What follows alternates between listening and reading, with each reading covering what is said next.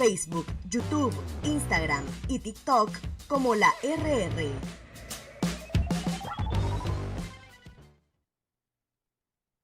Buenos días. Buenos días. Comenzamos. Espero que muy bien. 24 de noviembre, fecha que vamos a marcar un hito porque vamos iniciando un nuevo espacio para compartir con todos ustedes llamado Con R de Rebeldes. Para todos ustedes, mira, mejor apagarla para que esté así. Con R de Rebeldes, espacio para que tengamos conciencia crítica de lo que está sucediendo o de los espacios que estamos teniendo para compartir con todos ustedes.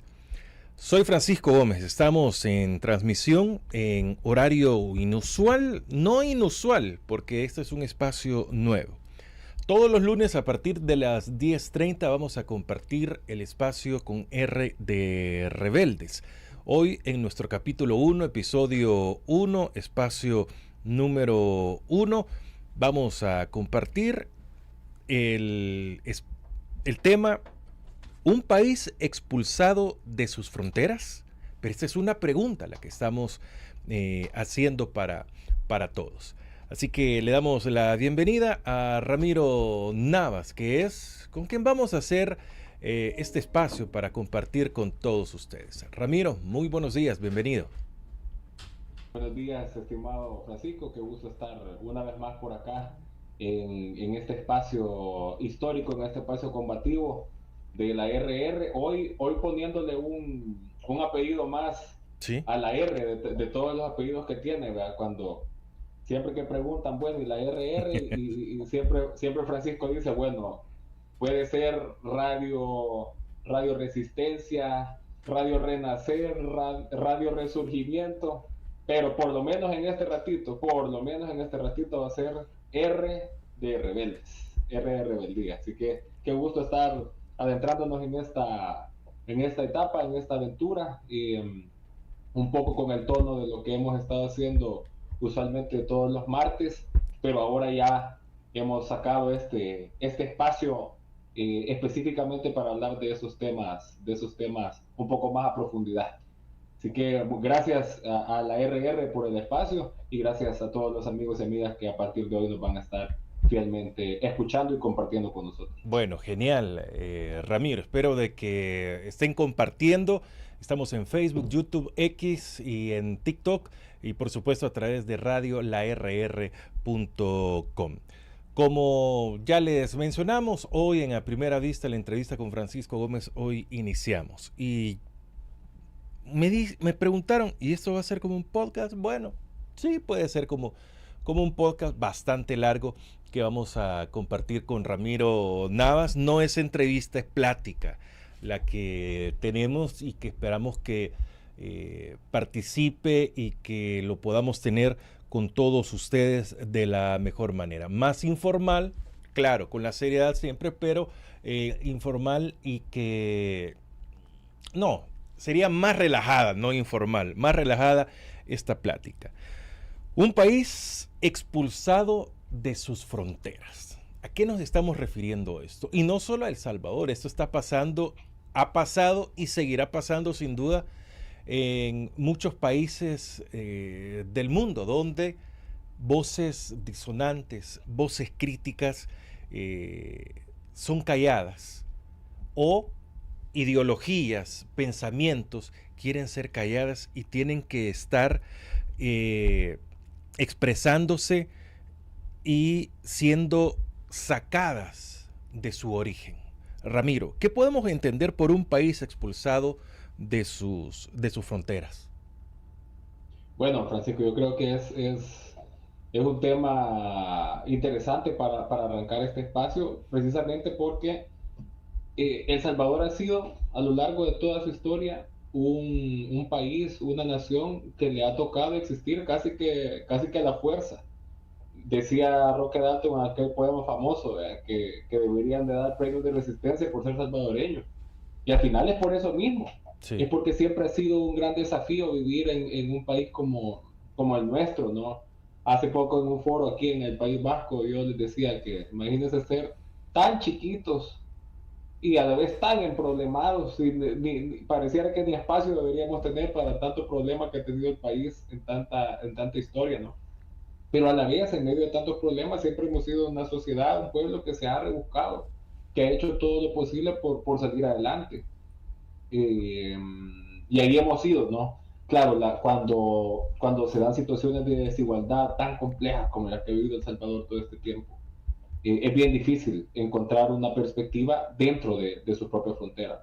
Yo sé que en este espacio, en la RR y en varios otros, desde los que se está haciendo este ejercicio de pensamiento crítico, de compartir la cara de la realidad que la otra gente no, que la gente que está a favor del gobierno no quiere que se sepa. Hay muchas personas que nos sintonizan, que nos ven, que nos escuchan, que ya no están en el territorio del país. Y hay muchos que tienen años de estar fuera del territorio nacional, ¿no? Ya lo hemos hablado en otras ocasiones en la primera vista, ¿no? El tema de que de unos años para acá, la diáspora como conjunto ha tenido como una mutación, ¿no? Pasó mucho tiempo en el que nuestros hermanos salvadoreños en el exterior siempre eran vistos como no tenían ese papel, esa relevancia en cuanto a políticas públicas, en cuanto a política electoral. Poco a poco fueron ganando un gran protagonismo. O sea, por ponerlo de esta manera, ¿no? En un principio no era proporcional la capacidad de participación política que tenía la diáspora versus su aportación en la economía nacional. Si nosotros sabemos que prácticamente entre una cuarta parte y un tercio de la economía salvadoreña se sostiene a través de las remesas. O sea, somos una economía basada en las remesas. Y aún así, nuestra diáspora pasó mucho tiempo subrepresentada. Pero luego vino un momento en el que también hubo un gran empoderamiento, no hubo una gran participación. Yo creo que quienes nos estén escuchando fuera del territorio salvadoreño, y particularmente quienes están en los Estados Unidos, sabrán que prácticamente de los últimos 4 presidentes electos en El Salvador, ninguno hubiera sido elegido de no ser por una importante participación de la comunidad en el extranjero. Y particularmente, este gobierno de ahora, el buquelismo como fenómeno tiene una gran raíz en las comunidades organizadas de la diáspora. ¿Por qué ocurre eso? Claramente, porque cada vez más hay todo un pueblo, toda una nación salvadoreña que se ha desarrollado en el exterior. Entonces, somos un país que ya no se puede entender solo dentro de su territorio físico, no se puede entender solo dentro de su espacio geográfico. O sea, hay una importante cantidad de nuestra comunidad que está afuera. Ahora, aquí hay varias aristas desde donde podemos verlo, Francisco. Y una es, primero, ¿por qué? ¿Por qué nos ha tocado ser un país en éxodo constante? Siempre teniendo que salir. O sea, nuestras primeras comunidades de salvadoreños que llegaron fuera, ¿por qué lo hicieron? Y ahí es donde vamos a empezar un poco a entrar como en la capa más profunda del asunto. Somos un país que siempre ha expulsado a sus habitantes, por diferentes razones. Creo que una de las más evidentes fue, por ejemplo, el conflicto civil, pues, el conflicto armado para el tiempo de la guerra. Antes de que empezara la guerra, uno de los primeros síntomas de que las cosas estaban complicando en El Salvador fue toda la gente que le tocó salir. ¿Y por qué salían? En muchos casos era por los rumores, ¿no?, de la violencia, de la represión, pero en una gran mayoría era porque los cuerpos de seguridad estaban haciendo persecución. Y yo me acuerdo que escuchaba a un miembro de una de estas organizaciones de salvadoreños en el exterior que contaba que él, sin estar metido en nada, sin ser político, dice, él lo que iba era, se reunían para ir a bailar, a jugar pelota, y que en este pueblo del occidente del país había un gran muro en el cementerio, y en el muro aparecían escritos los nombres de a quienes iban a ir a perseguir, de a quienes iban a ir a sacar en la noche. Y si aparecía tu nombre ahí es porque ya te estaban amenazando, prácticamente los estaban amenazando para que se fueran. Entonces, así empezó un flujo migratorio que al día de hoy no se ha detenido. Empezó primero con el tema de la guerra, luego, por supuesto, por el tema de las pandillas, pero además por el tema económico. Sí. Y al día de hoy, nuestro país sigue generando, o más bien sigue sin garantizar las condiciones para que la gente quiera dejar de salir a buscar la vida en el extranjero. Es un fenómeno complicado, y quizás ahorita, como estamos haciendo el pincelazo, ¿verdad? Siempre empezamos así con la parte más formal y después vamos agarrando calor en la plática, pero no perder de vista, hoy en día, a la par de esta hemorragia que ha tenido El Salvador, de expulsar gente por razones económicas, se suma la importante cantidad de gente que ha tenido que salir de El Salvador por tener un pensamiento diferente, por tener una voz crítica. Ahora, Ustedes vayan a meterse ahora a Twitter y se van a fijar que hay una gran persecución en este momento, buscando las cuentas buscando la ubicación desde donde están tuiteando las cuentas, porque aparte de que estamos expulsando gente, sí. se está satanizando y criminalizando el tema de tener que salir del país. Ahora, Ramiro, las causas son diferentes y el tiempo las ha venido cambiando, digamos, por la forma. Retrocedemos a los 70s, 80s, 90, digamos, el siglo pasado. Se habla mucho del conflicto armado, que fue una de las principales causas, pero el no tener las condiciones mínimas para poder vivir en este país. Hablamos de El Salvador específicamente, que es el tema que nos compete. Y eso es falta de empleo. Al no tener empleo, los pilares por lo menos de la familia, esto conlleva mala educación, mala alimentación, esto conlleva y obliga, que no justifica, en algunos casos, a que crezca la delincuencia, esos grupúsculos o grupos que vienen a afectar mucho a las sociedades, viene a que los vicios, y para mantener un vicio también incurrir en cualquier tipo o delinquir, si lo queremos ver de esta manera. Quizá eso afectaba mucho en esos momentos, pero ahora las cosas cambian. En el nuevo siglo no se le puede dar al conflicto armado, pero se hablaba de las pandillas, creció mucho más el desempleo, la desigualdad social, el malinchismo, o sea, las cosas van cambiando, pero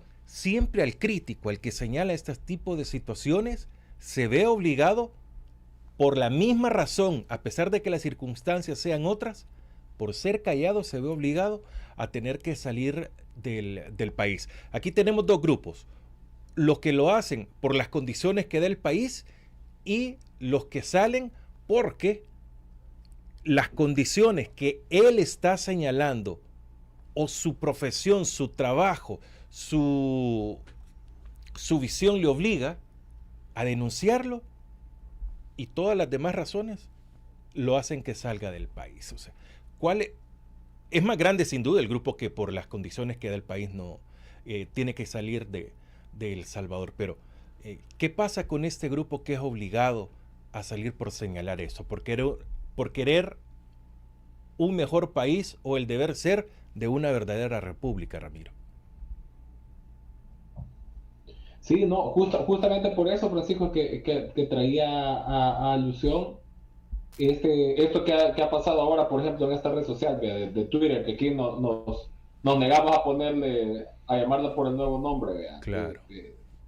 De Twitter. En estos últimos días se ha activado esta función de que ahora se puede ver desde qué lugar están tuiteando esas cuentas. Y han salido hasta diputados del oficialismo a pretender señalar a las cuentas gente de las voces críticas que les dicen, vaya, mira desde dónde está tuiteando, y le ponen, vea, que gente que está, sí, que en Estados Unidos, que en Guatemala, que en Europa, que en México. Y según ellos, imagínense, en la mente de ellos, esa es una razón para criticar a las personas. No se ponen a pensar no se ponen a pensar que el verdadero impacto de tener que estar exponiendo eso les tendría que caer a ellos mismos. O sea, imagínense estarse burlando de la confirmación de que por sus políticas la gente que piensa diferente tiene que salir del país y que no se está diciendo que El Salvador está en su máximo punto de la democracia. Pues. O sea, viven diciendo que es mentira que hay persecución política. Viven diciendo que es mentira que en El Salvador se puede opinar libremente, que no se violan los derechos fundamentales, y ellos mismos están exponiendo que la gente que piensa distinto tiene que abandonar el país. Si es que eso no es así, no. En un país que funciona, en una sociedad que funciona, la gente no tiene por qué ir a buscar resguardarse en otra parte por pensar diferente. Y es que además, no es nada más la opinión de las personas que han tenido que salir. Es que hay organismos, instancias internacionales que están señalando que el proceso de migración forzosa actualmente, el llamado exilio, es un fenómeno político que ocurre por razones políticas y es por la doctrina de persecución que tiene el buquelismo contra las voces disidentes. Ahora, ¿qué es lo que pasa? Esto no está desconectado. No está desconectado el tema de la migración masiva por causas económicas y por causas sociales y los exilios que se dan por razones de persecución política. E intentar separarlo es un error. O sea, ¿cuál es el punto que yo estoy queriendo plantear? Que tanto el fenómeno de la migración masiva, que tiene que ver con razones económicas y sociales, sí, antes era muchísimo por el tema de seguridad. Ahora tal vez sea menos por seguridad. Sí que sigue siendo por razones económicas. Pero este factor se combina con el gran motivo que hay ahora, que es la inestabilidad política, pero que también no solo es de los que participamos en medios de comunicación o los que estamos en organizaciones. Esa mamá que le dice a su hijo, mira, cipote, vos estás bicho, dicen, vos estás bicho, tenés 16, 17 años, vivís en una colonia pobre, cercada por militares, y dicen, bueno, cualquier día de estos te llevan y te meten en el secot. Estigmatizada. Estigmatizada, ¿por qué? Por ser pobres. Entonces, si la mamá le dice, mira, hijo, mejor andate para otra parte. Eso también desde es un niño, proceso de migración forzada. o sí, desde adolescente. Claro. Entonces, ¿qué pasa? Son rostros diferentes, sí, del mismo fenómeno. De un país que no presta las condiciones para que la gente se pueda desarrollar en su propia tierra. Entonces, si se fijan, hay como un arco. Porque la primera gente que empezó a migrar masivamente, las primeras tandas grandes de migración, o sea, el flujo migratorio masivo empezó coincidentemente con los orígenes del conflicto armado. Finales de los 60, toda la década de los 70 y en los 80. Las condiciones que detonaron en el conflicto armado en el siglo pasado, hicieron que una buena cantidad de gente empezara a salir. Eso era por razones políticas y por razones sociales, más que económicas, aunque también. En la medida que fue avanzando, terminó la guerra, como la guerra y como los acuerdos de paz no dieron por resuelto, sí, las situaciones estructurales que provocaron la guerra, entonces la gente empezó a seguir, sí, migrando ya por razones económicas para buscarse la vida, que es un derecho legítimo. Y eso es lo que pasó en El Salvador. Hoy otra vez, por eso les decía que es como un puente.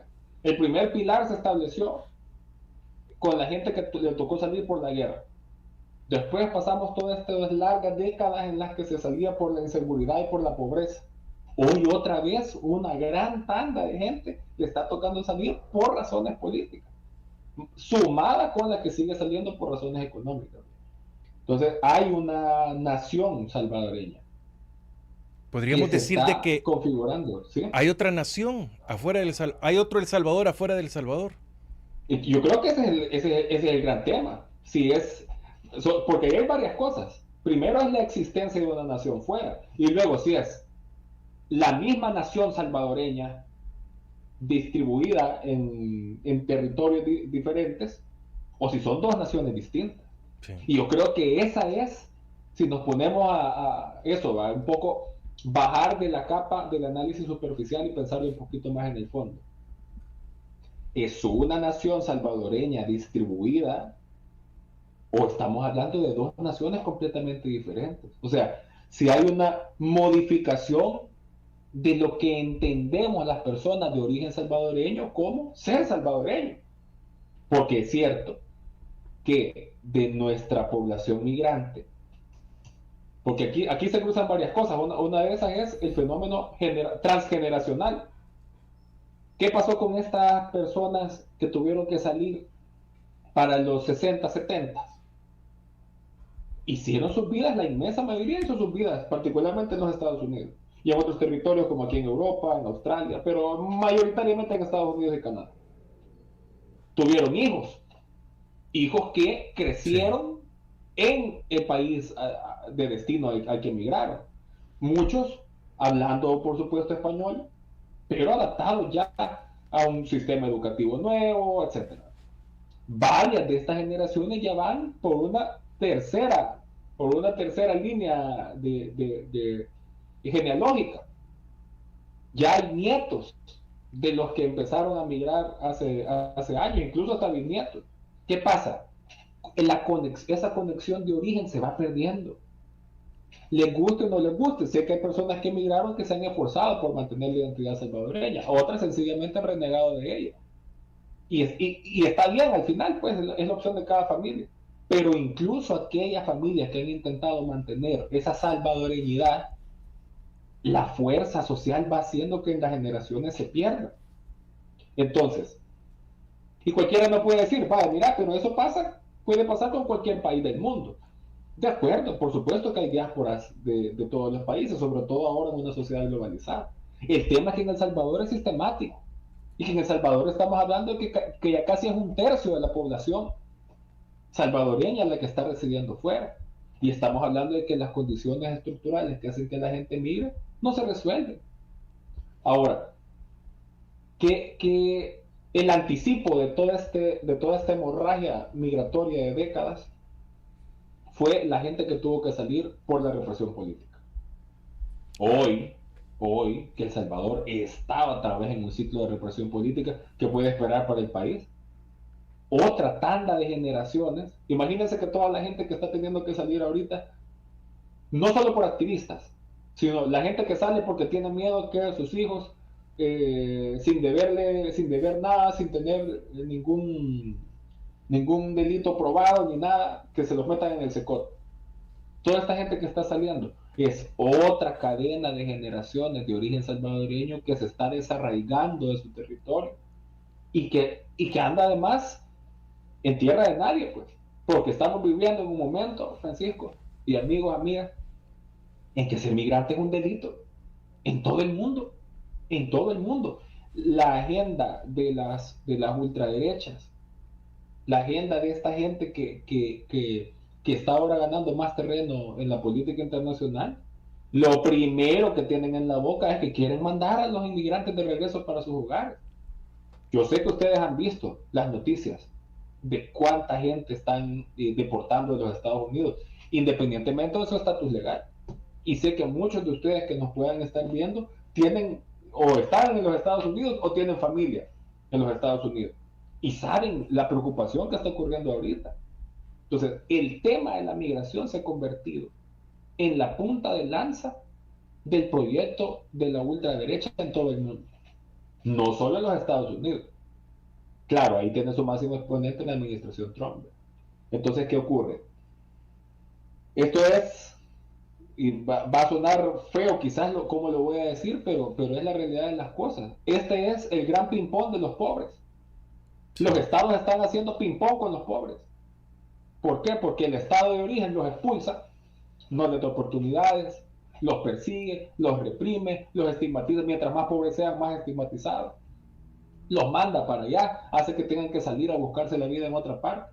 Y el lugar al que llegan, a intentar hacerse la vida, a intentar que tener algunas condiciones mejores, tienen que vivir con la zozobra y con el miedo Uno, de no ser aceptado socialmente.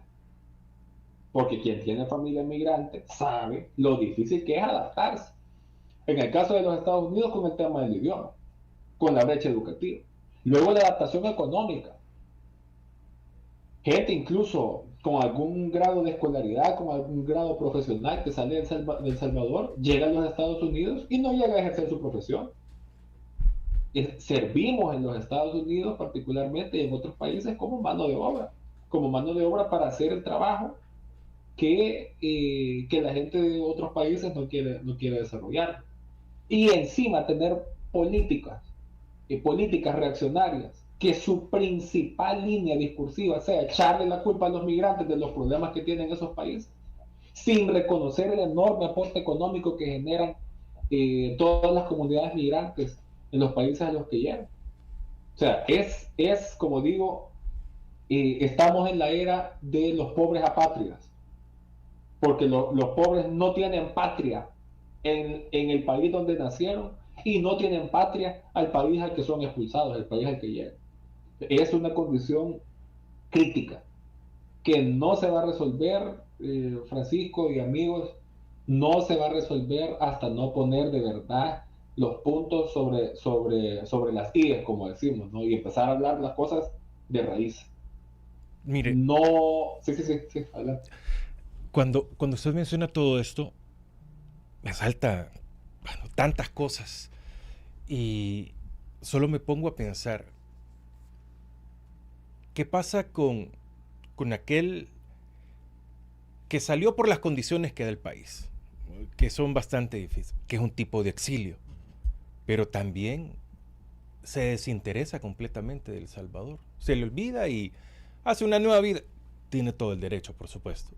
Hace una nueva vida y dice, bueno, le damos vuelta a la página completamente de El Salvador y me vuelvo alguien que se me olvidó por qué salí y ya no estoy interesado. ¿Eso es permitido o siempre debemos de estar interesados por el país que nos vio nacer y que no nos dio las condiciones?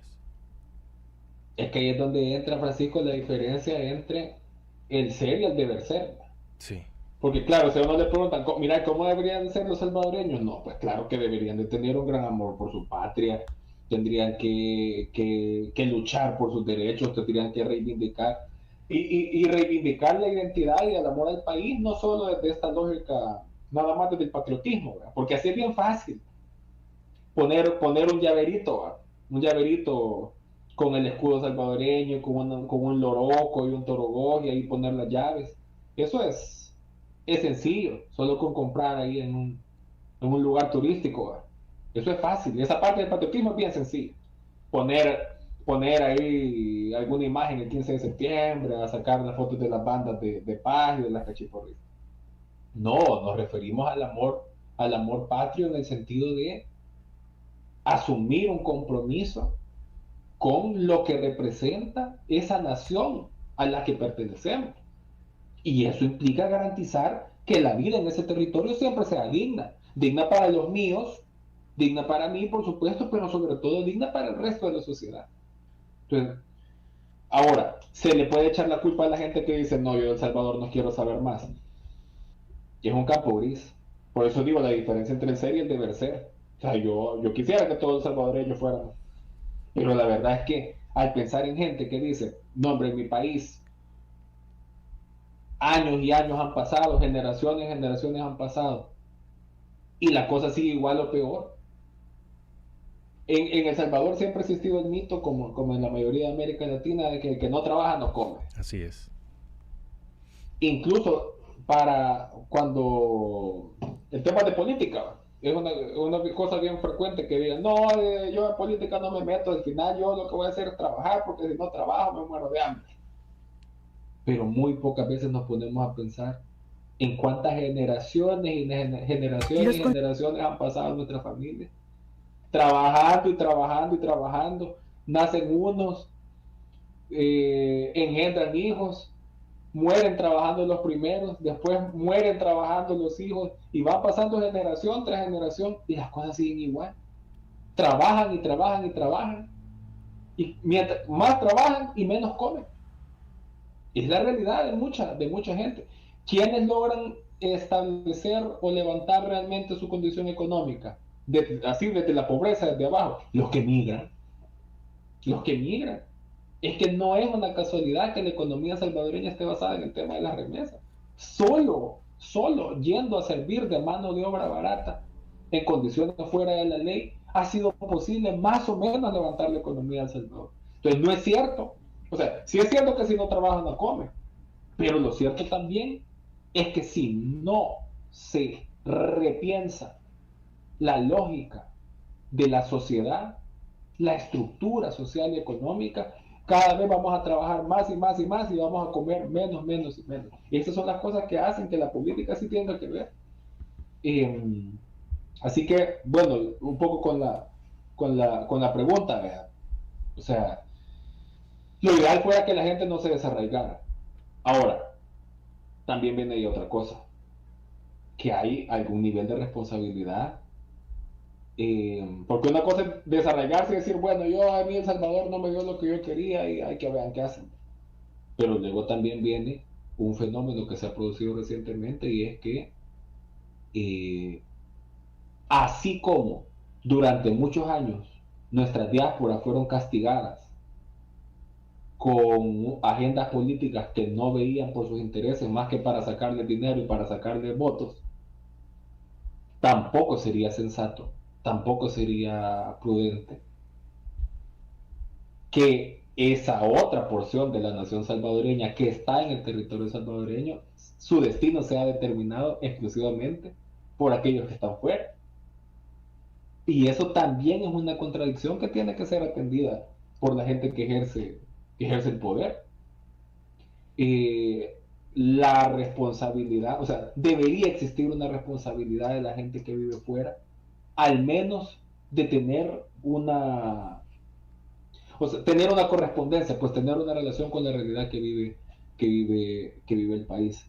Yo sé que son muchos los casos de personas que han visto la propaganda del gobierno y que dicen, no, si El Salvador está bien seguro, en El Salvador todo está tranquilo, en El Salvador ya se puede andar, y que han llegado, o incluso gente que ha dejado negocios en los Estados Unidos o en otros países y que dicen, bueno, me voy a ir para El Salvador, y luego se dan cuenta que las cosas no eran como las propagandas las pintaban. Entonces, se tiene que fortalecer ese vínculo. Y además, para aquellas personas que por alguna razón más reciente, o ya sea porque salieron por su disconformidad con la forma en la que se está conduciendo el país ahora, o porque ya estando fuera se han dado cuenta y están inconformes, esas creería yo que son las personas que tienen o tenemos una mayor responsabilidad. Y aquí nos podemos saltar quizás a otro lado de la cancha, de hablar del papel que han tenido grupos en el exterior en diferentes momentos de la vida salvadoreña. Sí.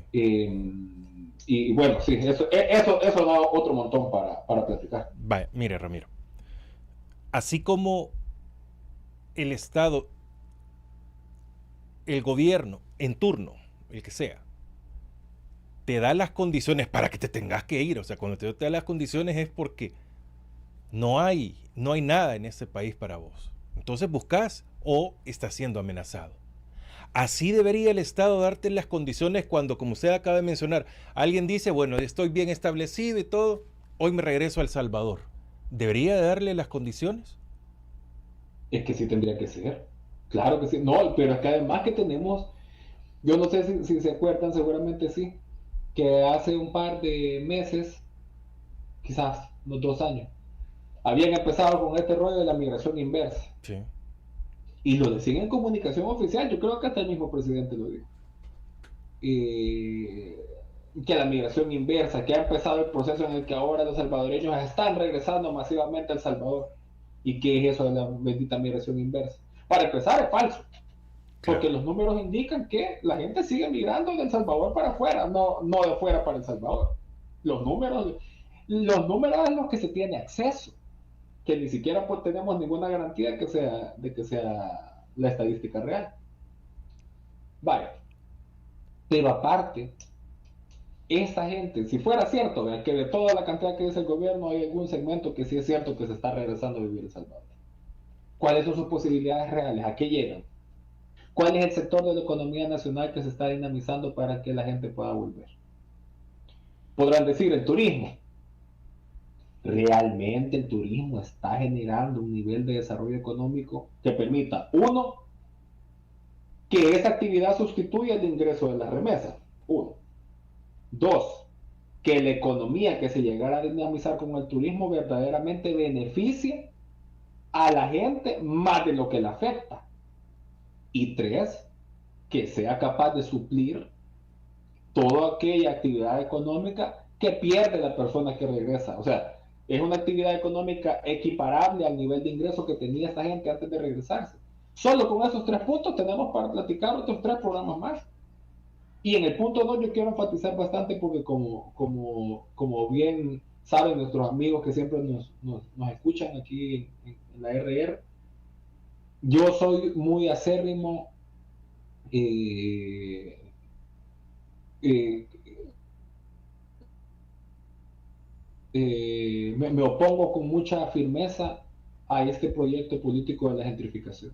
Sí. O sea, actualmente el gobierno salvadoreño ha asumido la gentrificación como su doctrina económica prácticamente, como su visión de sociedad. ¿Qué es la gentrificación? Es sacar a los más pobres de sus territorios para que sistemáticamente vayan llegando ahí gente con mayor dinero, generalmente de fuera. Pero eso es progreso, eso es globalización, eso es avanzar, eso es lo nuevo, lo que se tiene, lo bonito, las luces LED.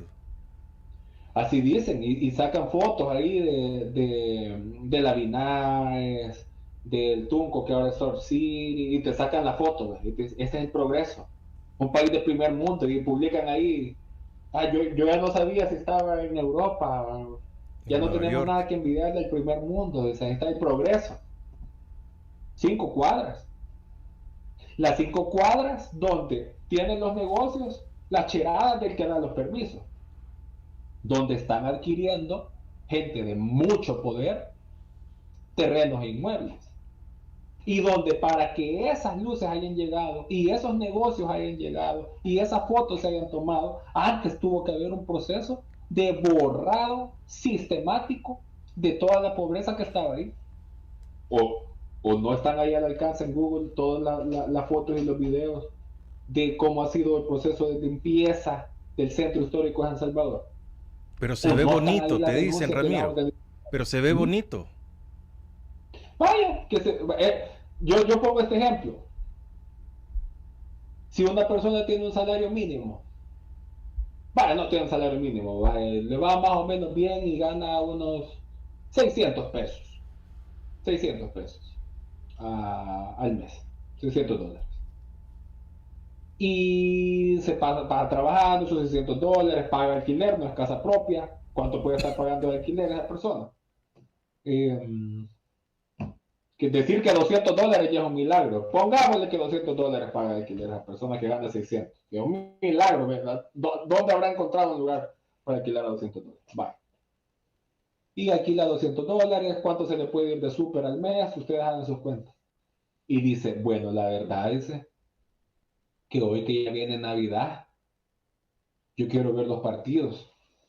Entonces me voy a comprar un televisor. Y vi que ahí en un centro comercial tenían una gran pantallota, una LED, no sé qué, con todas las funciones incorporadas y cosas que le cubren la pared. La verdad es que me la voy a sacar. Y voy a invitar a mis cheros, a los vecinos, a que vengan a ver el partido. ¿La casa se ve bonita? Claro que se ve bonita. Si va a ser la envidia de los vecinos. Todos los vecinos van a querer llegar a ver los partidos ahí. Claro que sí. Los hipotes van a querer ver las películas. Es que se va a ver preciosa la sala. Pero esa persona muy seguramente va a pasar meses muy complicados porque en vez de cubrir sus necesidades básicas, está cubriendo una cuestión estética. Eso es lo que está pasando en El Salvador. O sea, es en una macro escala lo que está haciendo el buquelismo. Si es que uno no duda, claro que por supuesto que nos merecemos espacios que se vean bonitos. Y eso fomenta la identidad salvadoreña, de lo que estábamos hablando antes. Pero es que antes hay cosas que resolver. ¿Cómo te vas a poner a gastar el dinero en pasarle un planchón de cemento a una plaza y ponerle luces y fuentes, cuando el costo de eso ha sido tener que expulsar a las familias pobres a fuerza de palos, confiscándole las ventas? Y eso ahí está, no lo pueden negar, si están las fotos, están los videos, sin darles alternativas. Y se inventan unas. Ahí, estaban con el mercado de Bucatlán. Vayan a ver ahora el mercado de Bucatlán, oficinas del gobierno van a hacer. O sea, van improvisando sobre la marcha. ¿Por qué? Porque su lógica es proyectar hacia afuera, que el país está en una bonanza económica que realmente no tiene. Es lo mismo que comprarse un gran televisor para ver los partidos cuando la refrigeradora está vacía.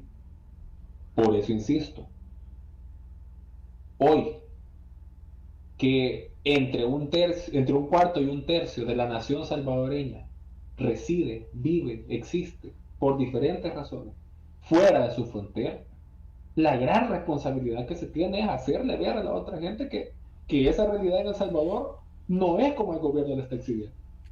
Y además, con lo que decía hace rato, para aquellos que han salido de El Salvador porque tienen una visión eh, o, o vaya, porque no están de acuerdo con cómo se está conduciendo el país, la responsabilidad, yo diría, es todavía más grande.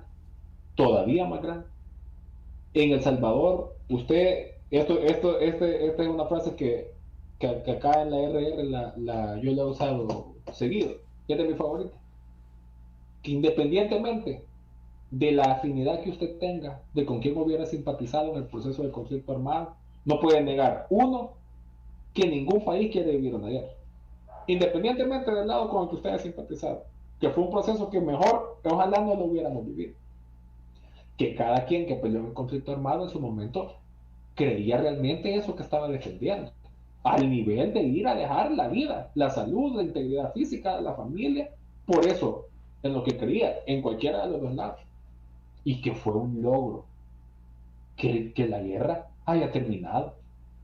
¿Quién iba a querer estar todavía al día de hoy en medio de balas de dos bandos políticos? Fue una ventaja, fue positivo que la guerra terminara. ¿Por qué fue posible el fin del conflicto armado? Porque hubo una importante cantidad de gente de esta misma que tuvo que ser expulsada, que se dedicó a promover afuera qué era lo que estaba pasando en El Salvador. Y hay una historia valiosísima de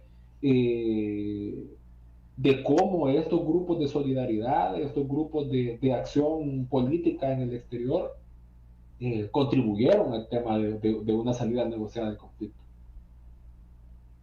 Tristemente, estamos entrando en una etapa en la que eso vuelve a ser necesario, en la que eso vuelve a ser importante. Volver a tener grupos que estén movilizándose en diferentes territorios, en diferentes naciones, para hacer ver lo que está pasando en El Salvador. Por eso está totalmente vinculado, ¿no? Yo creo que esto es, y es un buen momento, este primer programa de este espacio nuevo que estamos construyendo aquí en la RR, también para hablarle a esas personas que están o que estamos fuera de las fronteras nacionales. Tenemos una responsabilidad con nuestro país. Eh, Hay que trabajar ardua e intensamente por mantener nuestros lazos de salvadoreñidad tan intactos como sea posible, pero además por recordar que no basta con que cada grupo familiar salga y ahora su vida sea mejor. Qué bueno, bendito Dios. Gracias a Dios por cada familia que ha logrado hacer sus cositas en el extranjero, con esfuerzo, con sudor y lo que sea. Gracias a Dios. Pero no debemos olvidar que la meta no es el bienestar separado de cada familia, es que tenemos que luchar Ahí para que estamos. Ramiro, estamos teniendo un poco ahí de interferencias en la comunicación de Ramiro Naos. Vamos a esperar que tengamos una mejor ahí para que vayamos comunicación, para que vayamos comprendiendo. Nos hemos quedado en la parte donde qué bueno que todos o que puedan tener éxito. Es más, todos deberíamos de tener un éxito. O por lo menos vivir dignamente, dentro o fuera del país. Pero la pregunta viene siendo, y esta pregunta va para todos ustedes también. ¿Tiene que gente seguir saliendo? ¿O mirarse en ese espejo y decir, no, yo por superación me voy a ir del país? Pero ese tema específico lo vamos a tocar un poco más adelante. Ramiro, nos quedamos en la parte en la que es bueno que la población triunfe afuera de El Salvador. Ahí nos habíamos quedado. Un derecho legítimo, por supuesto, pero lo que decía es, no debe terminar ahí. El objetivo último no es que cada familia por separado, que cada persona por separado logre tener fuera los derechos que no tuvo en El Salvador, las oportunidades que no tuvo en El Salvador. Es que no siga siendo la realidad y la norma que para que la gente salga adelante se tienen que separar las familias, que para que la gente salga adelante tengan que irse en condiciones, y a saber qué condiciones para cualquier otro país, que tengan que estar con la zozobra de que a ver si ahí andan los de ICE, que los vieron que andaban por el centro comercial, que me dijeron que a la prima del amigo, de la tía de alguien se lo llevaron y era residente. Son historias que conocemos. Usted que nos está escuchando, las ha oído, o las ha oído en las noticias, o las ha oído porque se las han contado. Son cosas reales que están pasando. O sea, no basta con que separadamente nuestras familias salgan adelante. Es necesario construir un país en el que ya no haya necesidad de irse afuera a hacerse la vida. Por eso es indispensable que se conozca realmente cuál es la realidad de El Salvador. Que una cosa es El Salvador de las fotos, de los drones, de las luces LED, de la fuentecita, y otra cosa es la realidad. Ni siquiera estamos hablando de que hay que irse a meter a los últimos cantones, que sí, pero es que en la periferia del centro, en la periferia de las playas, ahí está toda esa pobreza. Es indecente realmente, es indecente la manera en la que el gobierno sigue empecinado en exhibir hacia afuera que tienen un modelo político que se puede exportar y que estamos en esa gran bonanza, cuando las familias cada vez están más complicadas para llegar a fin de mes. Y el tema de la migración es el mayor indicativo. Aún cuando se sabe que en todo el mundo están avanzando agendas en contra de los inmigrantes, aún así la gente sigue saliendo, arriesgando la vida, entregando grandes cantidades de dinero para salir de El Salvador. Es una muestra de que es un síntoma de que hay una enfermedad profunda en nuestra sociedad que no se resuelve, que lejos de resolverse se está profundizando. Y retomo lo que decía.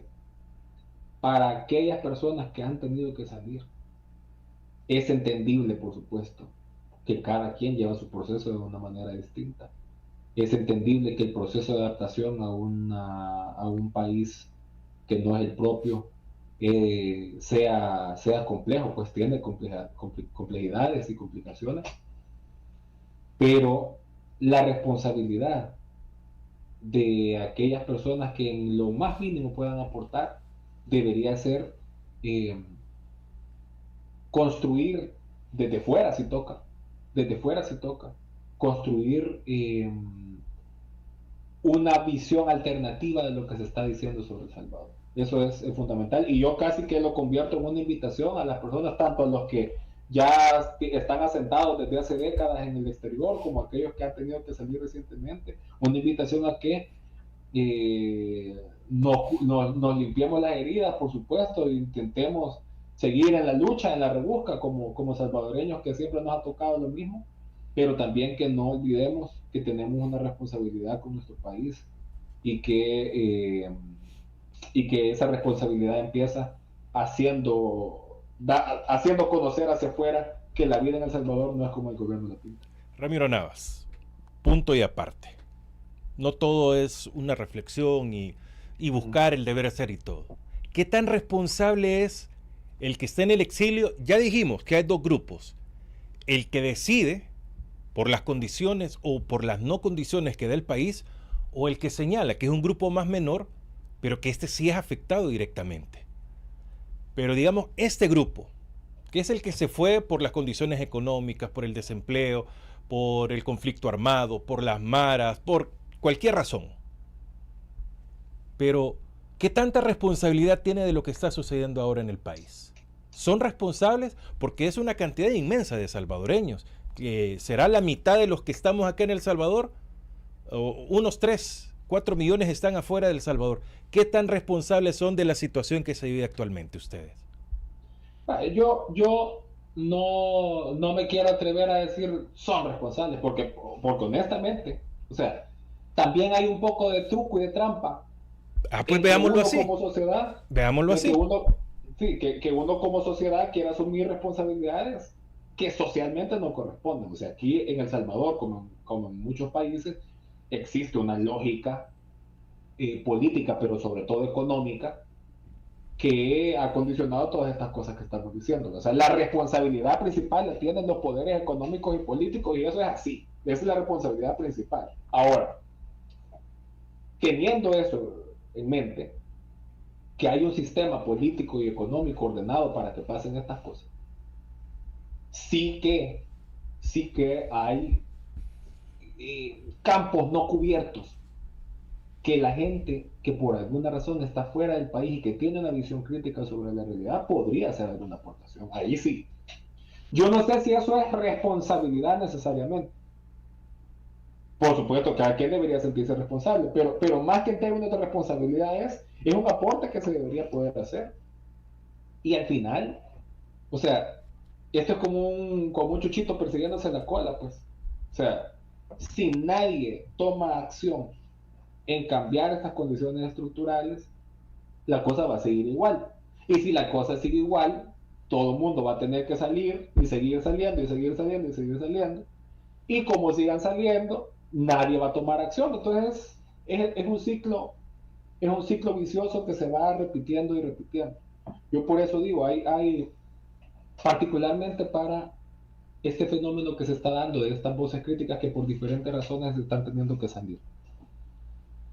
Insisto, yo no puedo dar recetas, no puedo dar fórmulas, no puedo decir aquí, cualquiera que ponga el dedo índice para señalar creo que está cometiendo algo. Pero sí que debemos de facilitar condiciones para que desde las condiciones, desde las posibilidades de cada quien se pueda aportar para que se hablen de estas cosas, pues. Y me voy a ir un poquito más allá, más aterrizado, más a lo concreto. En mi visión de las cosas, que tal vez esté equivocado, pero en mi visión de las cosas, donde hay un grupito de salvadoreños, tendría que haber un comité de solidaridad con El Salvador. Donde sea. Donde estén, si se fueron para Sri Lanka. Y si son 3, debería haber un comité de solidaridad de El Salvador. Pero eso lo verían como político. Bueno, si nos ponemos rigurosos, todo es político. Lo que pasa es que nos han querido hacer pensar que lo político es nada más de partidos políticos. Pero no es por razones políticas partidarias, pues no es por hacer activismo político. Es porque es una manera de contribuir a que las razones, si es que miren, la gente que está afuera no es porque quiera estar fuera. ¿Quién no va a extrañar las riguas, las pupusas, los planes? ¿Quién no va a extrañar el Cerro Verde? ¿Sí? Hasta los que se han ido no por razones económicas. Sí. O los que se han ido hasta con facilidades económicas. Se extraña.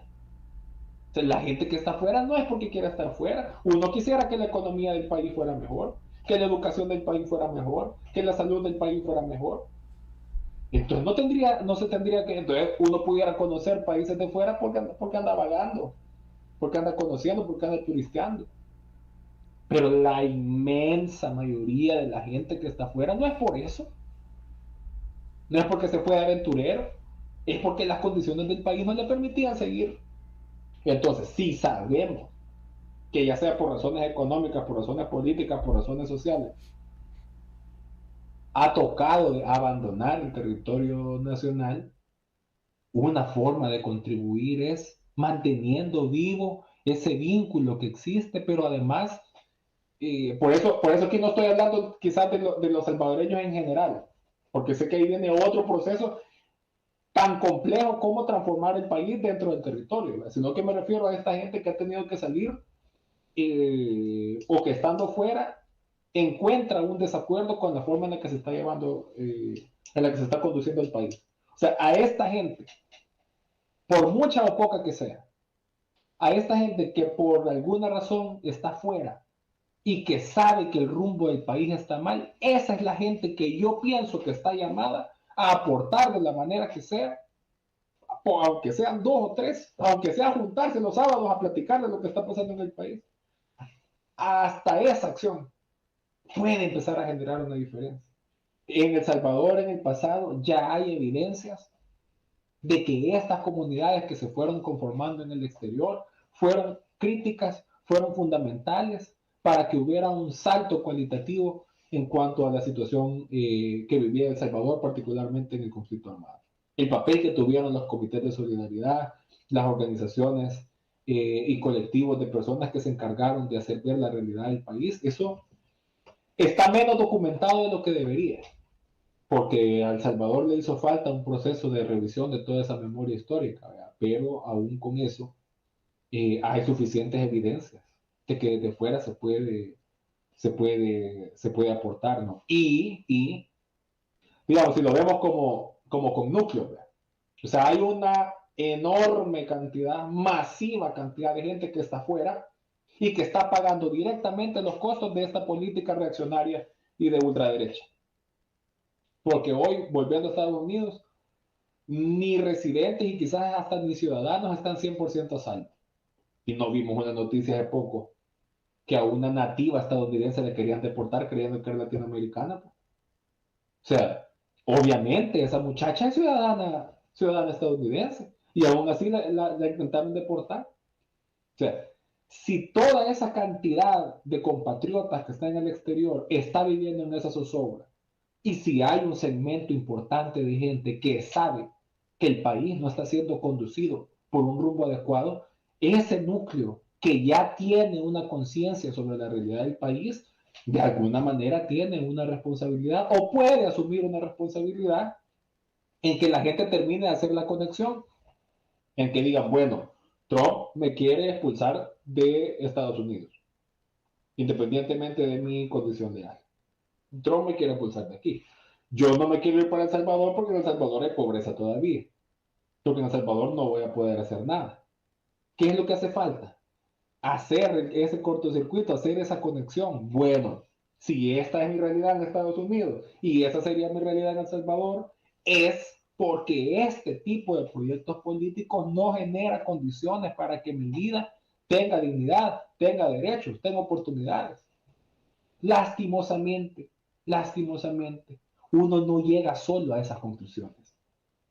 Se requiere algún nivel de acompañamiento y ese acompañamiento viene en la comunidad.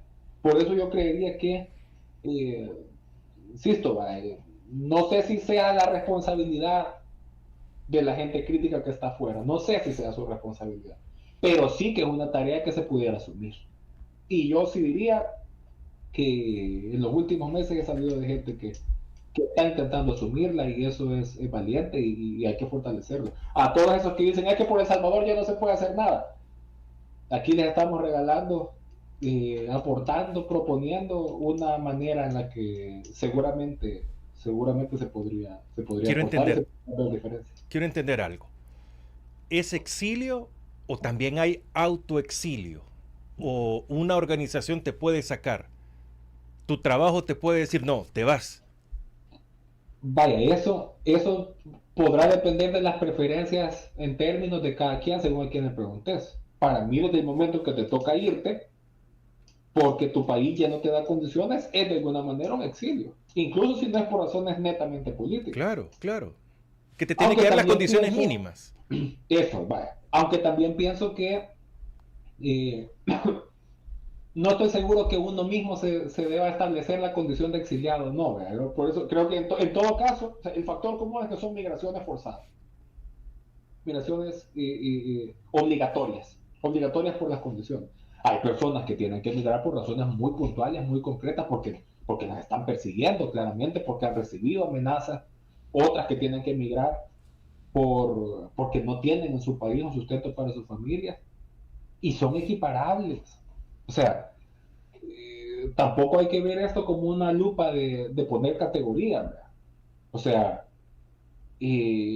todas son formas de expulsión de connacionales, de compatriotas de su propio país. Ahora, claro, o sea, por eso digo, depende también como de cada caso. Lo que yo sí considero es que aquellas personas que han tenido que salir concretamente por tener voces críticas, concretamente por estar desempeñando algún tipo de espacio que pueda ser incómodo para el gobierno, una vez logren o mientras logran estabilizar su situación, ponerse a salvo, que eso es fundamental, porque son procesos individuales y personales, también debería de acompañarse en la medida de lo posible y tan pronto como sea posible, ver, bueno, si yo estaba haciendo esta labor en El Salvador, hay que ver de qué manera se puede ir integrando cosas. Insisto, yo no quiero que parezca como que estoy dando recetas y fórmulas, ¿verdad? Porque pudiera parecer bien fácil solo decir.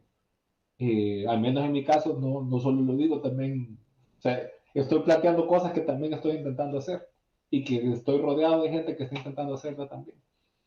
Pero yo sí creo que es una manera de hacer la diferencia.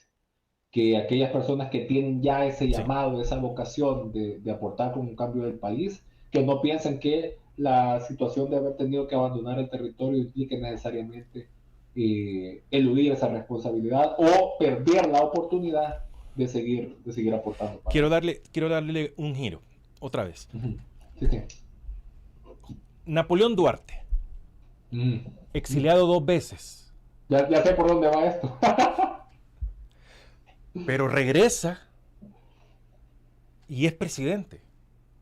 Trata de cambiar las condiciones por las que no se dieron, si traicionó, si besó la bandera o el trasero a los Estados Unidos, si hizo o no hizo bien las cosas, pero quiero entender, ese tipo de exilio puede existir de esa persona que retorna con más fuerza, que tuvo que salir obligado, pero que siempre estuvo pendiente. Podemos ser un Napoleón Duarte cada uno de nosotros. Y hay un montón de ejemplos, no solo Napoleón Duarte. Bueno, en esa cabina estuvimos alguna vez con el doctor Rubén Zamora. Claro, Una sí. historia de exilios. Hablé de Napoleón Duarte porque voy a ser Sí, presidente. porque no, yo entiendo. O sea, a ver, lo que digo es, o sea, claro que se puede. Ya separando la dimensión estrictamente política y de Claro. conciencia política y de activismo. Por supuesto que se puede aprovechar un capítulo de exilio para fortalecerlo. Casi que es desde el otro lado lo que estoy diciendo. ¿Verdad? Y a ver, ¿cuál es el papel que juegan estos esfuerzos de solidaridad que se construyen desde el exilio? Primero, visibilizar la realidad del país.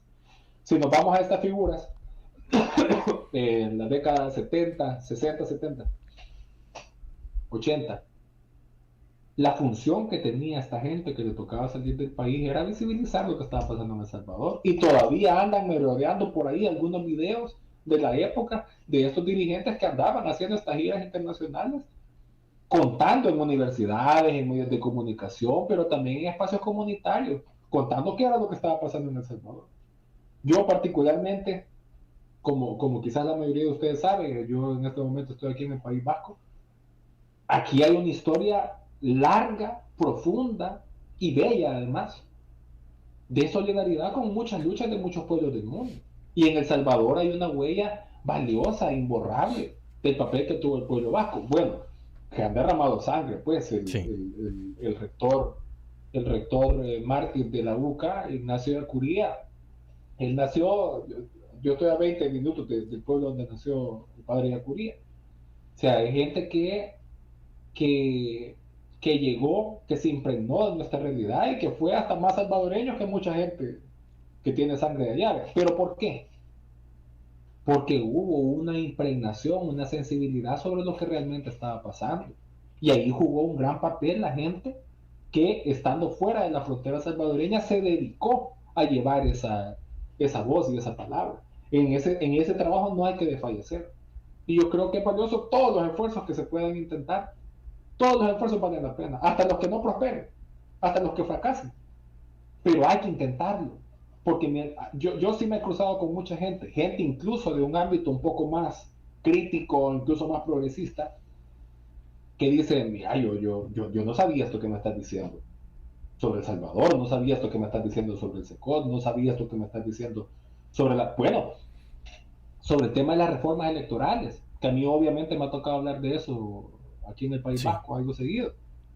Gente que no tenía, pero ni idea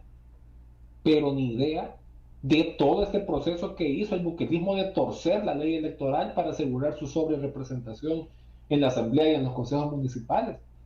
Mucha gente no lo sabía y ha tocado irles contando paso a paso y enseñarles. Esa es una labor, aunque parezca chiquita, aunque parezca una platiquita de 20 minutos, que puede ir haciendo la diferencia, porque va haciendo cambiar la percepción.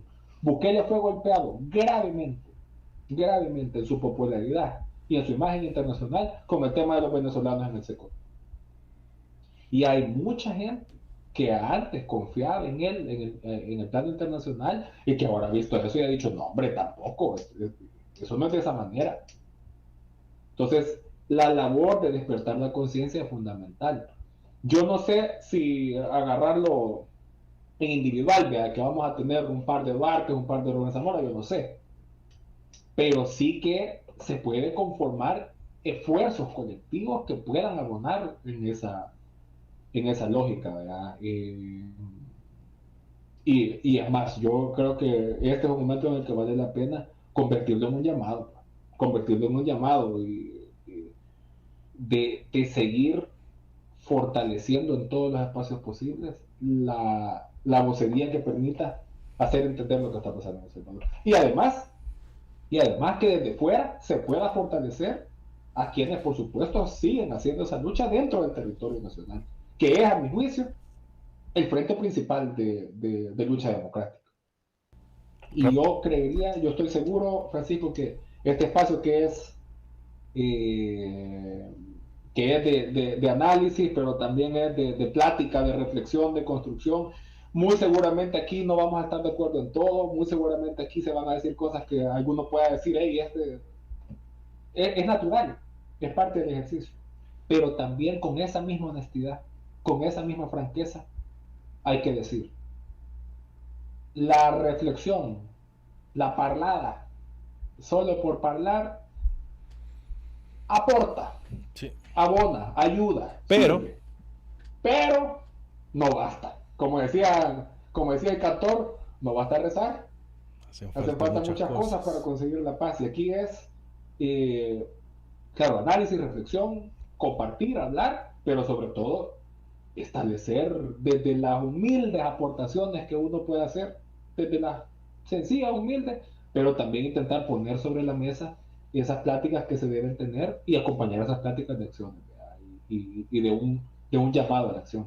Esto no es un tiempo nada más para sentarse a ser espectador, es un tiempo para que cada quien se revise en frente del espejo y diga, bueno, este es el aporte que se puede hacer para que esta situación cambie y para que esta pesadilla no se extienda un par de décadas más. Conocimos de boca de David Morales, de Cristosal, de que, ojo, me voy a detener en un grupo, si lo queremos ver pequeño, al menos 12 abogados han tenido que salir del país por la persecución, por defender los derechos humanos. Prácticamente esa es. Me quiero detener en este grupo pequeño, porque podemos ver a un grupo quizá del mismo tamaño que ya están capturados por defender los derechos humanos, por vertir opiniones y estar en contra de las medidas antipopulares del gobierno. Pero, ¿qué mensaje nos deja esto que mencionó David Morales en el ámbito internacional de que al menos 12 abogados han tenido que salir del país? Bueno, es una evidencia clarísima, además de hacia dónde va dirigida la acción represiva del gobierno. De las personas que están detenidas, varios son juristas, sí, o personas vinculadas con el ámbito. Bueno, a mi juicio, todas o casi en su totalidad vinculadas con el ámbito de derechos humanos. Nada más en la ola represiva de este año, de este 2025, todos son personas vinculadas con el ámbito. Bueno, y destacar particularmente a Ruth López, por supuesto, a Kike Anaya, a Alejandro Enríquez, a Fidel Zavala, que Fidel, porque una de las cosas que estaban queriendo decir de Fidel es que Fidel no es abogado, pero Fidel en ningún momento andaba diciendo que era abogado, pero es sin duda un defensor de derechos humanos. Ahora, Alejandro, Ruth, Kike Anaya, juristas. ¿Por qué? Porque por supuesto que un régimen que tuerce la ley, que manipula la ley a su antojo, que ha dinamitado la Constitución, pero además el sentido de constitucionalidad, que es otra cosa. O sea, no solo han violado la Constitución, es que además han provocado intencionalmente que la gente pierda todo derecho por el texto constitucional, por la idea de una Constitución. ¿En qué me baso para decir esto? En que han convertido la Constitución en una ley secundaria, que se reforma, van a salir que hasta con dispensa de trámite van a reformar la Constitución, si solo eso le falta. Solo eso le falta, reformar la Constitución con dispensa de trámite sin meterlo en agenda, porque ya la pueden reformar en una sola legislatura. O sea, han erosionado los fundamentos de una sociedad democrática. Es lo que ha hecho este gobierno. ¿Y quién es el estorbo? ¿Quién les hace estorbo para eso? Los juristas y los periodistas. Y el activismo, el movimiento social. Eso es. Y se lo voy a decir así, ni siquiera la oposición partidaria, ni siquiera los partidos políticos. Hace rato que los partidos políticos dejaron de ser incómodos para el gobierno. Es más, les son útiles. Ahora les son útiles. El verdadero adversario de un régimen como el de Bukele está en el movimiento social, en el periodismo crítico independiente y en las instituciones y organizaciones y personas defensoras de derechos humanos, particularmente los abogados. Por eso es esto que está ocurriendo hoy en día. Y por eso insisto en que desde fuera se tienen que construir estas redes de solidaridad para garantizar que lo poco que quede, que todavía queda haciendo resistencia, siga adelante. No tenemos que dejar, Francisco y amigos, no tenemos que dejar que nos instalen ese planteamiento, esa visión equivocada de que aquí ya no hay nada que hacer. Y miren que uno ha escuchado a veces gente, como dicen, peso pesado, ¿verdad? Gente de alto calibre, que dice, no, es que ahorita en El Salvador ya no se puede hacer nada. No es cierto. No es cierto. Algo se tiene que poder hacer. Con los cuidados, con las precauciones, con las cautelas, con la prudencia, pero algo tiene que poder hacer. Y si de alguna manera quienes estén dentro, quienes estén fuera del territorio nacional pueden aportar, vale la pena seguirlo intentando. Y si alguna condición de facilidad tienen los que estén afuera, porque están más o menos fuera del alcance del régimen, entonces creo que hay que intentar corresponder, ¿verdad?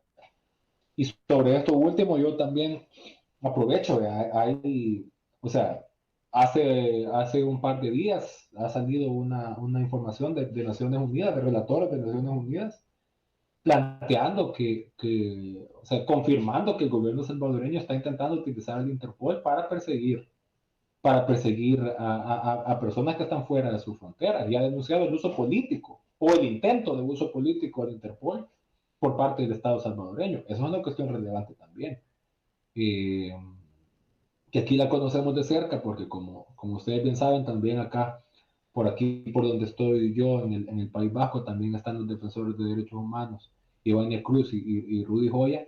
Estamos a un esfuerzo juntos de un comité de solidaridad de salvadoreños aquí, y recientemente estábamos platicando de eso, pues se sienta un antecedente. Se siente un antecedente favorable en el sentido que los relatores de la ONU han señalado esta práctica del gobierno de intentar utilizar el Interpol, pero se siente el precedente gravísimo de que se está confirmando, pues, que esto, ¿no? Que que al gobierno no le basta con la persecución que ha hecho en el territorio nacional, sino que está intentando también hacerlo fuera de sus fronteras. Por eso urge todavía más hacer un gran esfuerzo de movilizar a la gente que está fuera de las fronteras nacionales y de construir estos espacios de comunidad. Más que colectivos, comités, para mí son pequeñas comunidades de solidaridad. Si impulsamos esas comunidades de solidaridad desde fuera, sin duda puede haber un cambio sustantivo y no tan largo dentro de nuestro país. Quizá esto sea lo último para ir cerrando el tema, Ramiro, y por un comentario que acabo de leer en las redes sociales. Uh-huh. Pedir asilo, estar exiliado, salir del país, póngale el nombre que usted quiera, salir del Salvador por la razón que usted quiera, ¿es abandonar el barco? Yo le estoy matizando la pregunta. El comentario, yo le estoy haciendo una pregunta. No, esa es uno de los debates más importantes. Y creo que hay que tenerlo con una gran honestidad. Si realmente, o sea, ¿qué implica salir del país en un momento en el que se necesita mantener activa la lucha? Exacto. Y cada quien puede tener lecturas diferentes. Yo no puedo hacer más que compartir mi lectura sobre esto, mi opinión. Y mi opinión es que una persona fuera del país sirve mucho menos que una persona dentro del país. Una persona que está fuera sirve mucho menos. Pero una persona presa o una persona muerta, desaparecida, sirve mucho menos que una persona que está fuera del país. Esa es mi valoración. Entonces, al final, pues claro, si lo preferible fuera dar la lucha adentro. La respuesta concreta, desde mi lectura, no es abandonar el barco. No es abandonar la flota, al menos, pues. Es seguir navegando en la balsa en la que te toca, pero que si te están llevando el barco al naufragio y vos te encontraste una tabla. Pero por eso insisto, ¿cuál es la manera de equilibrar esa cuestión? Es sabiendo que a quienes les ha tocado salir del territorio nacional puedan encontrar la manera de seguir haciendo sus aportaciones. Y no estoy diciendo dar la cara si no se quiere, porque también es complicado. Pero hay otras maneras en las que se puede aportar. Bueno, espero que la audiencia, que la tenemos que ir creciendo. Claro. Entienda qué queremos con esto, con Guerra de Rebeldes. Hoy hemos tocado este tema del exilio. Hemos querido matizar, he preguntado un par de cosas con Ramiro. La idea no es solo que yo pregunte, sino que también tenga mi participación, que la vamos a ir metiendo de a poco, porque no se me quita esa parte de entrevistador, ¿no? Que me toca hacer las preguntas, pero quiero agradecerle, Ramiro. De eso se va a tratar, y que también ustedes vayan participando. Digamos, el episodio 1 es más una prueba piloto que otra cosa. Todos los lunes a las 10:30 vamos a tener un tema específico que lo vamos a comparar con la coyuntura que esté pasando en el país. Si hay en una semana algo fuera de orden, por supuesto que de eso podemos hablar un poco más en confianza, y también, ¿cierto? Hasta cierto punto también rebeldes. Quiero agradecer a todos los que han estado. Y quisiera cerrar con algo que sí tiene que ver con el exilio, fíjense. Pero es un exilio no de país, sino que de sentimiento. Y miren qué cosas, ¿no? Con Ramiro, nunca voy a contar cómo es lo que lo conocí, se lo prometo. Pero tal vez un día. No, ¿para qué? Bueno, pero el punto. Hemos venido teniendo contactos, que un café, que una comida, que una plática, que una chambreada más informal, cosas bastante serias, proyectos. Y uno de los proyectos más importantes que hemos tenido con con Ramiro, y que lo tomo muy en cuenta, es el de la RR. Que como RR, el sábado cumplimos un año, 22 de noviembre pasado. Medio lo comenté ya por la mañana. Pero después he publicado un post donde les digo, 22 de noviembre de 1993 sale al aire la radio Maya Visión, que termina en el 2020. Pero otro 22 de noviembre del 2020 también sale al aire como 106.9 FM radio. En el 2020, un 22 de noviembre sale a la 106.9. Totalmente reducidos de personal a como habíamos estado. Un 22 de noviembre del 2024 sale al aire ya como una radio en línea únicamente, para nosotros sigue siendo al aire, la RR. La 106.9 termina su esfuerzo al dial en agosto, a finales de agosto. Pero el 22 de noviembre del 2025, o sea, el sábado, es una cosa que uno dice, no, es el destino, ¿no? ¿Qué cosas pasan? Vimos que estaban demoliendo la casa donde nació la Mayavisión, nació la 106.9, o sea, de raíz un 22 de noviembre se termina en la historia de la Mayavisión, completamente, desde sus cimientos, porque esa es nuestra casa donde yo por lo menos crecí. Estuve 27 años en esa casa, y que la hice mía, más de la mitad de la vida la he pasado ahí, y que con Ramiro también compartimos. Claro, Sí, este sí. esfuerzo de la RR lo siento más comunitario, ¿no? Más de nosotros, más de una generación que tenemos ideales. Quizás sea utopía, espero que no, pero que queremos un mejor país. Es que Ramiro por el momento está afuera.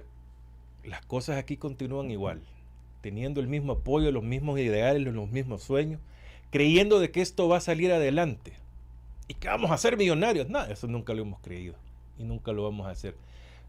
Yo he estado en las vacas flacas de la Mayavisión, en los días difíciles. En los días buenos nunca estuve porque nunca llegaron. Bien me acuerdo que decían, en los 10 años del frente sí que comieron frito, por decir otra palabra, los de la Mayavisión. Y les dije, a esa hora de las comidas nunca llegué yo. Y eso que era uno de los jefes, les dije, no, pero no vi eso bajo ningún concepto. Siempre estuvimos en las vacas flacas. Pero quiero agradecerle a usted, Ramiro, que ahí nos ha dado ideas. La mayoría de diseños hoy Ramiro los hace. No voy a comentar. Buenos o malos. Buenos o malos. Hoy me van a caer las pedradas de los diseños. No, pues sí, ya saben. Ramiro las hace. Nos ha ayudado Irma, Tania. Sí. Este es un grupo aparte de lo que es la radio. Porque tengo otro grupo también que nos ha ayudado, como es Franklin, Dubón, que con él es otro tipo de maniobra que hacemos en la radio, que al final conjuntamos las ideas y ahí vamos. ¿Y saben cuánto les pago a todos ellos? Nada. Bueno, ¿cuánto me pagan a mí? Nada, también. Acá es un esfuerzo que se está realizando y que es de cheros. No sé hasta cuándo vamos a llegar. No sé qué vaya a decir el otro 22 de noviembre, porque casualmente han venido cayendo y me dio mucha nostalgia bien como esas máquinas, pero en minutos la demolieron la casa. No sé qué va a haber ahí ahora, pero yo decía, en definitiva, le damos la vuelta a la página. Y desaparece y lo vamos a dejar como un lindísimo recuerdo. ¿Usted creció escuchando la Mayavisión, Ramiro? Sí, por supuesto. Comunicación total. Sí, claro que sí, una marca de la infancia. claro, y que haya estado. Pero así las cosas, vamos por más, con cero presupuesto como siempre, pero con la ayuda de ustedes que nos han acompañado y vamos con más. Y miren, podríamos decir que un 22 de noviembre también, en el año 2, en el inicio del año 2 de la RR, Radio Resistencia, porque definitivo que estamos haciendo resistencia. Radio Revolución, porque estamos haciendo un cambio. Y Radio Rebelde, o con R de Rebeldes, inicia en el año 2 de la RR. Esperemos de que comiencen otros programas, que venga la revolución y que venga la resistencia. No sé de qué forma, pero nosotros podemos ser incómodos para la gran mayoría, pero sabemos que más adelante, bueno, hasta ahora sigo creyendo de que el tiempo me está diciendo, por lo menos a mí, Francisco, hasta ahora seguid del lado de la verdad. Estás en el lado bueno de la historia, en el lado correcto de la historia has estado, y esperemos de que estemos. Yo no creo que esa señora que le llaman revolución, que me lo va a pagar, porque dice, la revolución te lo va a pagar. Ay, ya vieran cuánto me debe. Me debe más que George Soros y Javier Simán. Y tiene cuentas abiertas en todas partes. Ah, no, sí. Yo no sé cómo le damos crédito. ¿Cómo es que nos debe tanto? Algún día va a pagar. Pero ahí está. Ramiro, quiero agradecerle por este primer episodio, también por formar parte de la RR. Y miren, el horario, los quehaceres han hecho que tengamos este espacio, porque con Ramiro estábamos por la mañana en A Primera Vista todos los martes, pero las condiciones cambian y mejor tenemos este espacio que creo que va a ser más libre y que podamos aportar un poco más para que esto no pierda vigencia, porque este tema del exilio no va a perder vigencia. Miren, hoy cae el régimen de Bukele, mañana llega alguien más a la presidencia, va a haber exilio. Por A, B, Z razón. Pero debemos de entender cuál es la misión también de nosotros acá en El Salvador. Ramiro, muchas gracias. Abrazos en la distancia. No, Francisco, el agradecimiento es mío desde siempre y siempre o sea, no solo para este espacio de la RR, sino en general la existencia de lo que un día fue Mayavisión, cómo surgió y todo el recuento que ya se ha hecho. ¿Se acuerda que aquí comenzamos en la Mayavisión No, fue ya en la RR, ¿no? En la 106.9, quiero decir, aquella gloriosa marcha del 15 de septiembre del 2021. Del 21, yo salí tempranito de mi casa el 15 de septiembre de 2021 con el megáfono en el hombro sí. a la 106.9, allá en la San Luis, y que habíamos tenido un space un ratito antes, y saliendo de la radio un space, después a la marcha. Esta historia va a ser escrita, Francisco, y va a ser hablada y va a ser contada, y va a llegar el día en el que estos esfuerzos, por pequeños que parezcan, van a ser el registro, van a ser la memoria, el recordatorio de todo lo que se resistió precisamente. Claro. El agradecimiento es, o sea, para mí estos espacios, la RR como concepto, esta iniciativa, esta balsita que estamos echando al mar ahora, chiquita. Para mí, ahorita chiquita, si es que no podía ser de otra forma. No puede. Pero claro, va a ser grande.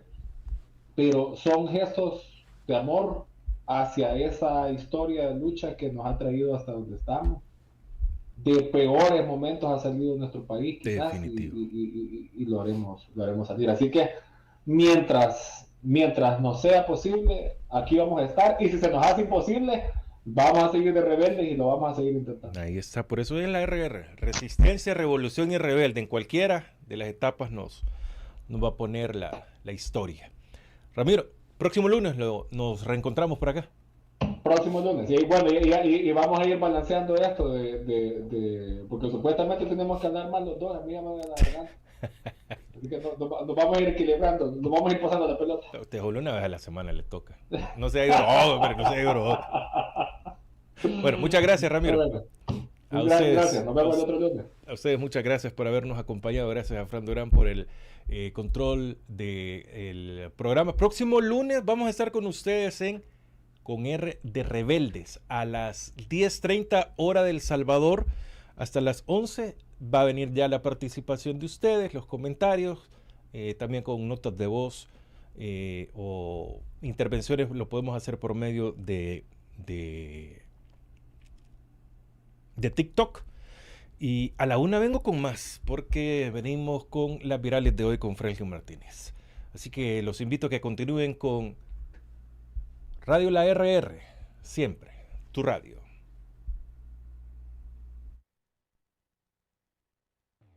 Somos Radio